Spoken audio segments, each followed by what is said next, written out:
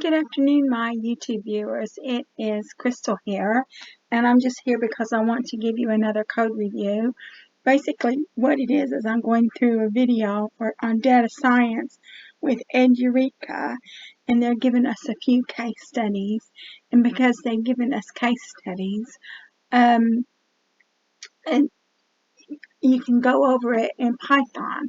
So I found a data set about weather that on a GitHub repository.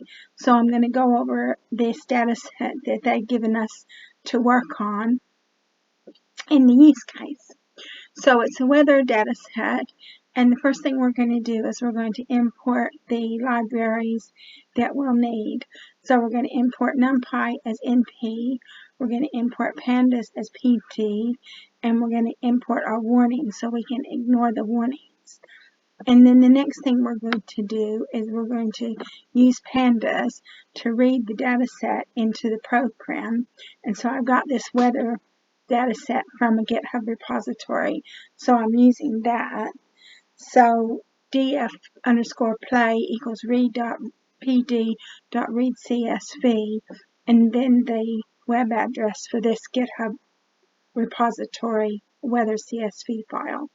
And then we look at DF play, and you can see that the outlook, they've got three different categories for the outlook. You've got the temperature, you've got three different categories for the temperature, you've got two different categories for humidity, and you've got windy is either true or false, and play is going to be either yes or no. So what we want to do now is we want to find all of the unique values in the categorical columns. Or so basically, if df_play.call equals object, or if it's a bool, then what we want to do is we want to find the unique value for it. And we're going to use the for loop to do that. So for the outlook column, our unique values are overcast, rainy, and sunny. For the temperature columns, the unique values are going to be cool and mild.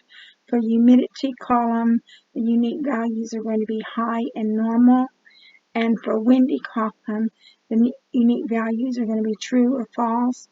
And for the play column, the unique values are going to be yes or no.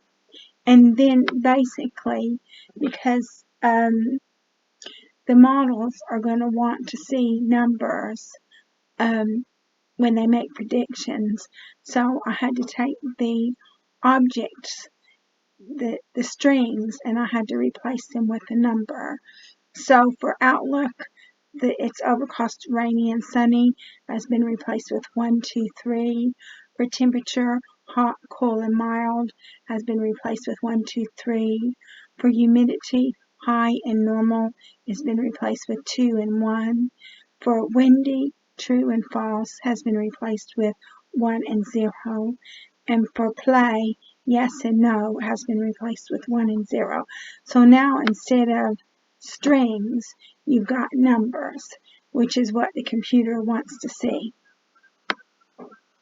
So now what we're doing is we're doing some statistical operations. We're finding the probability, the entropy, the Gini, and the information gain. And these are some different statistics with regard to finding out all that information that we need to know.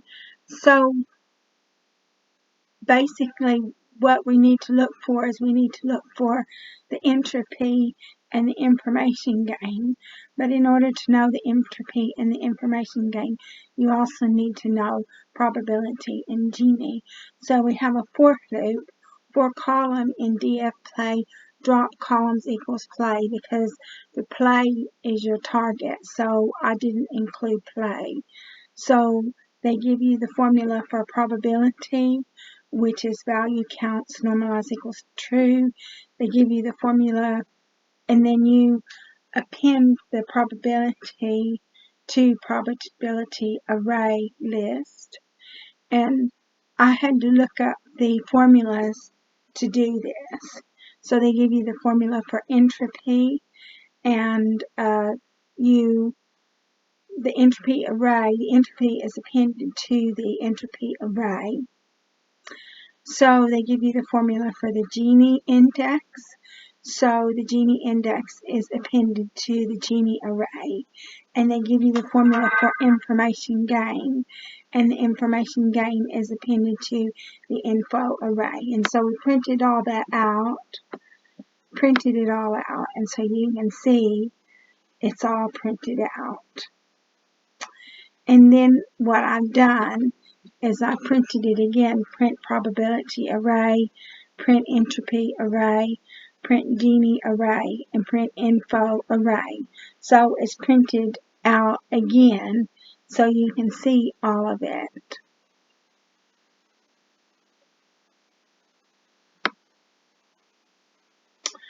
Okay, and then what we're going to do is we're going to use NumPy to take these arrays and stack them up and form a data set out of it. So stats_play equals np.columnStack. So you've got, and it's going to stack up entropy array, Gini array, and info array. So I didn't stack up the probabilities, but I could have stacked up the probabilities if I had wanted to, but I can go ahead and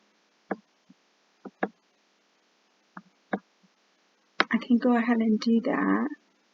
Probability array. Let's see.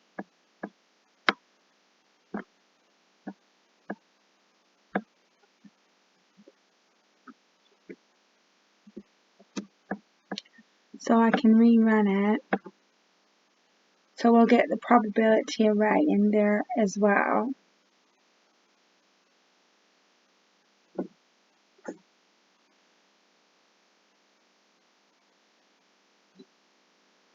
Because I originally didn't want to stack up the probability array because it had more than one figure, but the I think another one had more than one figure as well, so it doesn't really matter.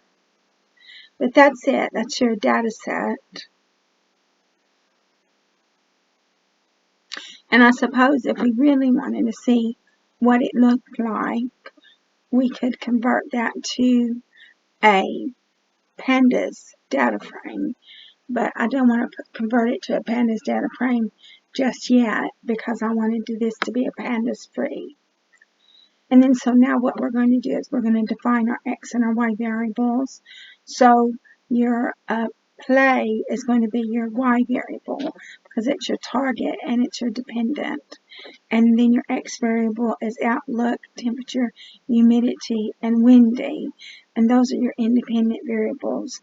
And I suppose I could have made a heat map of this as well, really.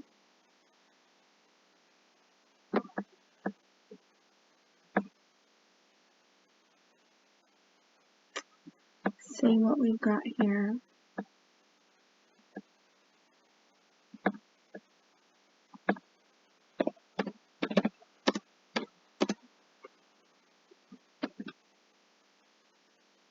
I'm going to try it. I'm going to give it a try.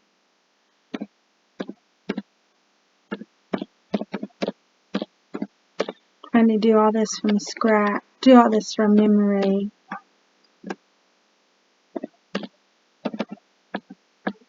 See what we get.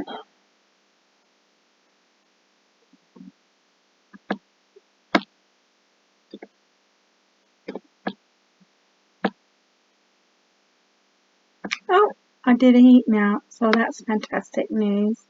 So this is our heat map. So you've got a little heat map in there as well. And so you can see that what you can see is the ones that have a high correlation are light colored, and the ones that have a low correlation are dark colored, but that still doesn't look very good. It looks like, to me, like there's something wrong with it. So let me just look at something. I'm going to go into Amy's house prices.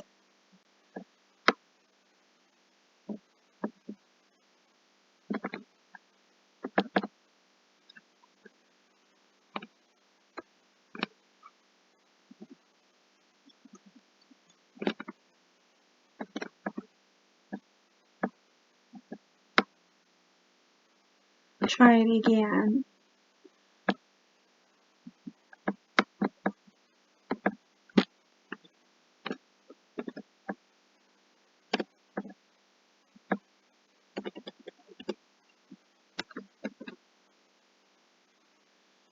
Give it a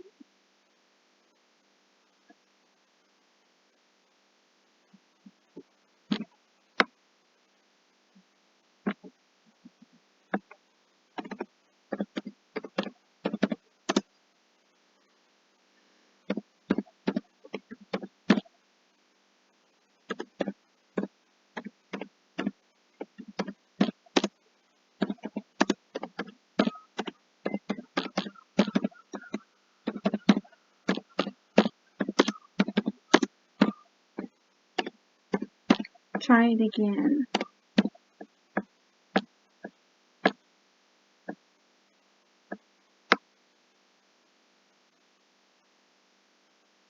But that's gonna be, we'll just say 4, 3, try that. Make it smaller. Or maybe make it